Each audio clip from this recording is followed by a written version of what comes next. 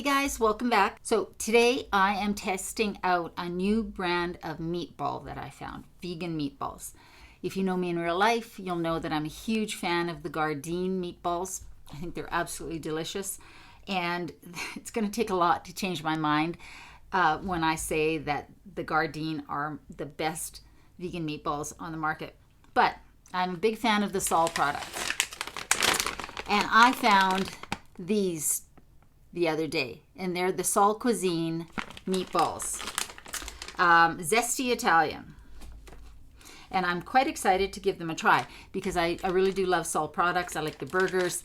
If you can ever find the fish sticks, they have they're hard to find, but they're delicious, and I do like those better than the Gardein fishless fish sticks, but I'm dying to try these out. So you know what I thought I would make? I thought I would make sweet and sour meatballs. It's something that I've made forever. I haven't made it in a while for some reason. I don't know why, but I have all the ingredients I need. It's a really simple ingredient list, and I just serve them with white rice. So I'm going to make that today, and we are going to test out how this is going to work. So stay tuned. Here are the ingredients for the sweet and sour meatballs.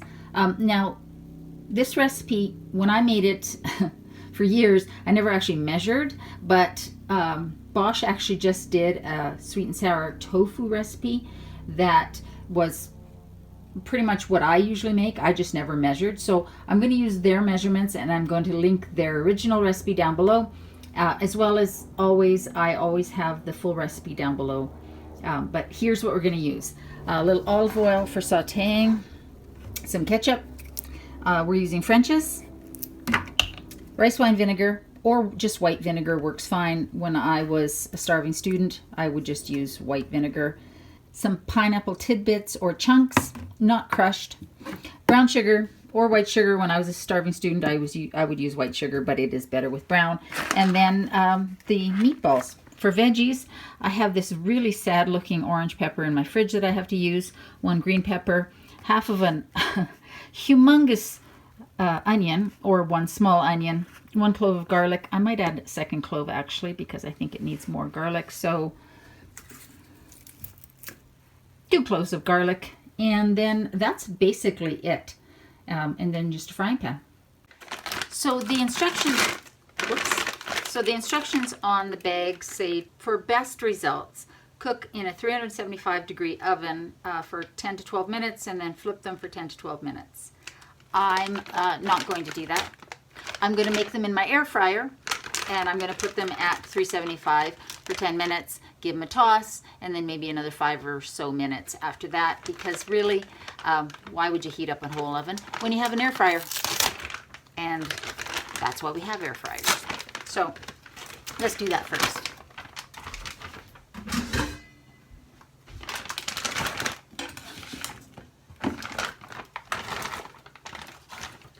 Here's what they look like frozen. Don't smell like a whole lot.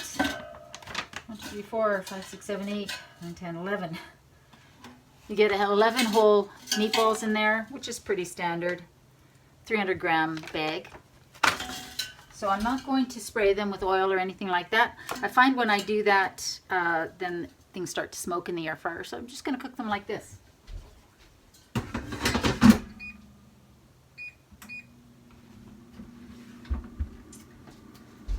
So we're going to let that do its thing, and we are going to cut some veggies up. I'm going to cut the onions up and the peppers, and chop up the garlic, and then we're going to get cooking.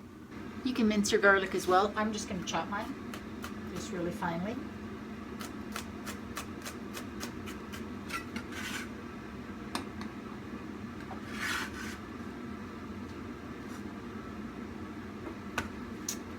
And now for the onion. Now, I wouldn't do a super fine dice, but not huge chunks, or however you like it, actually.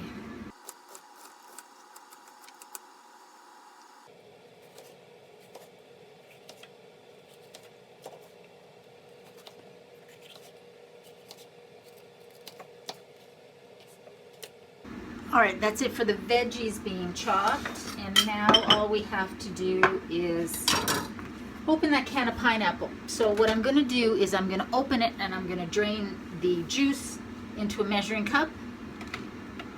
Make sure you make a puddle on your countertop. Dude, one of these days I'm going to make a meal without making a mess. She says, hopefully. So this is a 398 milliliter can of pineapple tidbits. Not Timbits. That's a Canadian reference. Of pineapple tidbits. And that got me 2/3 of a cup of juice. Just use whatever amount you get. And now we are ready to start cooking.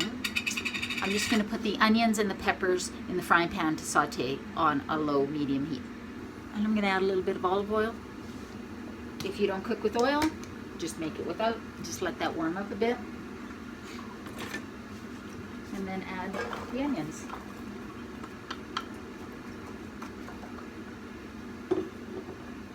And your peppers. I'm using green and orange. You could use green and red. I would use a couple different colors just to make the recipe a bit more colorful and add a little bit extra nutrition.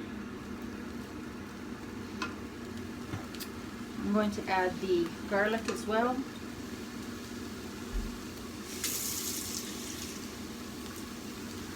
And then a little bit of water. And just turn it on low and let that start to cook. And in the meantime, we're going to make our sauce. So I just filmed the last bit without the mic plugged in. So we're going to start over. We're making the sauce. I have got a 1/2 cup of brown sugar in this bowl. Just make sure you pack it into your measuring cup. The meatballs that were on for 10 minutes at 370, actually 370 to 375, are done. So I'm just going to pull them out, give them a shake, and put them back in. That's how they look. They actually smell really good. And we're going to keep making our sauce with my cute tiny little whisk. So I've got my 1/2 cup of brown sugar. I'm going to pour in my 2/3 of a cup, or whatever you get, probably closer to 3/4 if you haven't spilled any, of the pineapple juice. And we want 1/3 of a cup of each of the other 2 ingredients, the rice wine vinegar and the ketchup. If you don't have rice wine vinegar, you can use white vinegar for this, but the rice wine vinegar does have a little bit of extra taste, so it's kind of yummy. It's seasoned a little bit, it's a bit sweet. And then 1/3 of a cup of ketchup. I prefer French's, but whatever kind you have.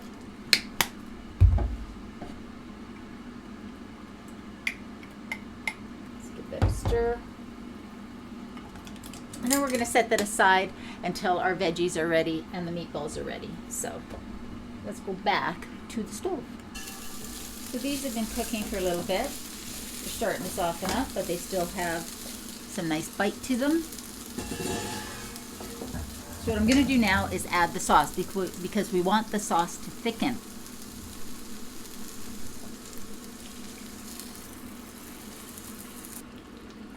This is also where we're going to want to add salt and pepper. I like to add a fair amount of pepper, but this is just to taste. But you definitely need the salt because obviously we've got the sweetness from the ketchup and the pineapple juice, the brown sugar, and even the rice wine vinegar.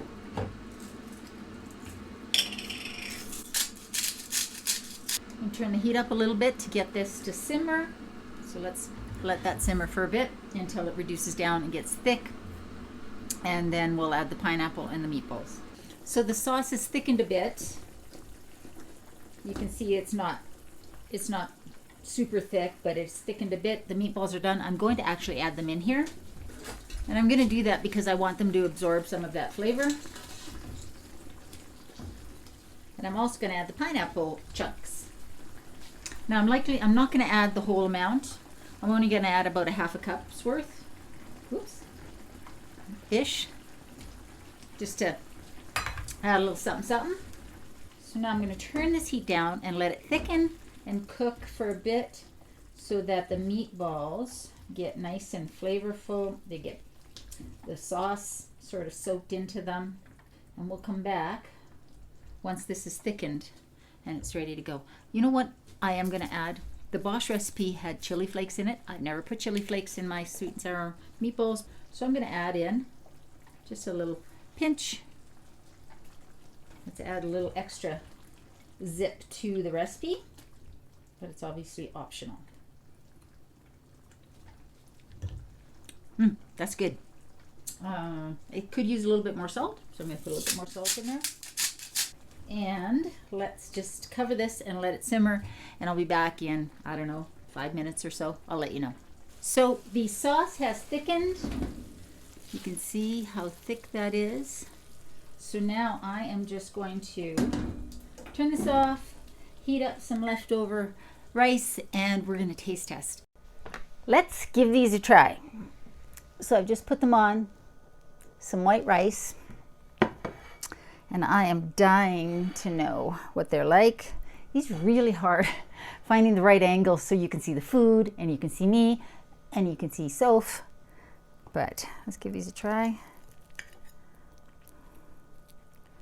And see what they're like just on their own.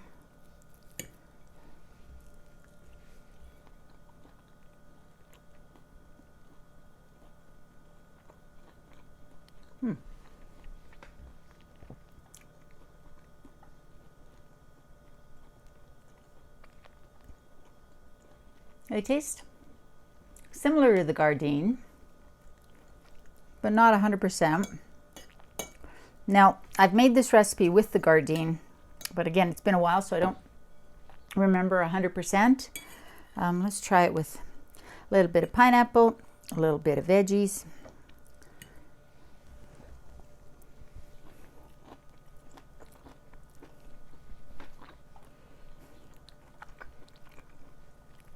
That's such a good recipe.